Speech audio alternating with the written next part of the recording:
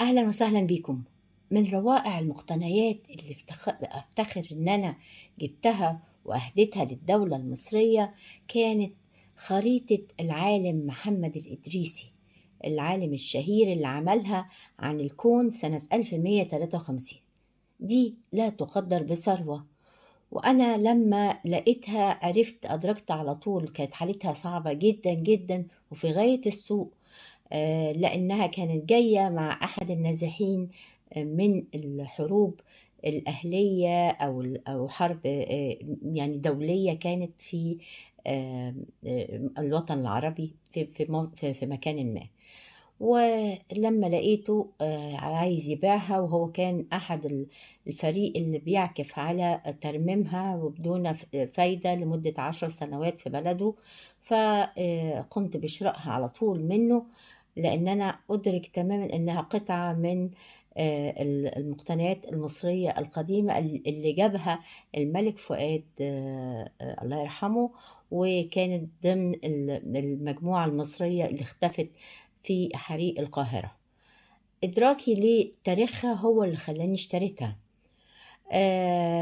فبعد حريق القاهرة اختفت من مصر. حريق القاهرة في منتصف القرن اللي فات، وبعد كده وجدت طريقها لإحدى الدول العربية، ومنها بعد كده للدولة الأخيرة اللي ما نجحوش إن هم يعملوا أعمال الترميم بتاعتها، فشاء ربنا إن تيجي لغاية موطنها الأصلي مصر، اللي هو الملك فؤاد اشتراها، وهي نسختين اتعملوا على ايدين العالم ميلنر، العالم الألماني، سنة 1923، عن النسخة الأصلية اللي معمولة كانت على الفضة، اللي عملها محمد الإدريسي سنة 1153. يعني بضاعتنا ردت إلينا.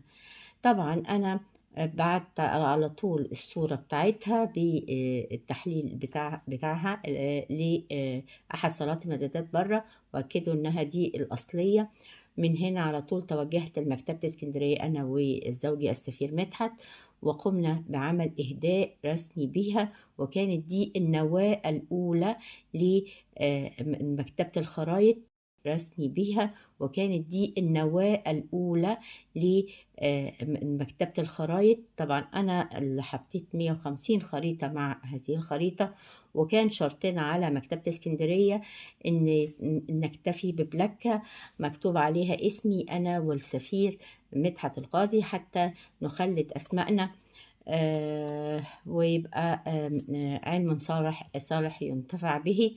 وعملوها في احتفالية ضخمة لينا بعد، لأنهم قعدوا 6 شهور في أعمال الترميم لهذه الخريطة اللي كانت في غاية الصعوبة عملية الترميم، وجت في الكتالوج الرسمي بتاع مكتبة اسكندرية. وصفنا بأن احنا التاني أهم دونرز للمكتبة، ووضعت واحترموا في البدايات ان هم يحطوا البلاكة باسمنا، الا ان جاء من كام سنة مدير للمكتبة وشالها بحجة عملية الأعمال التوضيبات والتنظيف، شال البلاكة اللي عليها اسمنا، وللأسف لم تعود، وده خرقا للقانون أو الاتفاق، عقد الاتفاق اللي بيننا وبينهم. وطبعا أنا أكيد ههتم الفترة الجاية إن أنا أرجع المواضيع لنصابها السليم، لأن الشرط بتاعنا هو الاسم يقترن بيها. دي قصتنا مع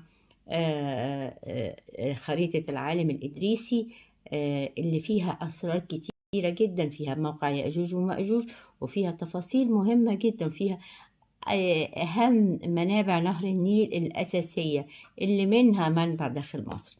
أشكركم ومع السلامة.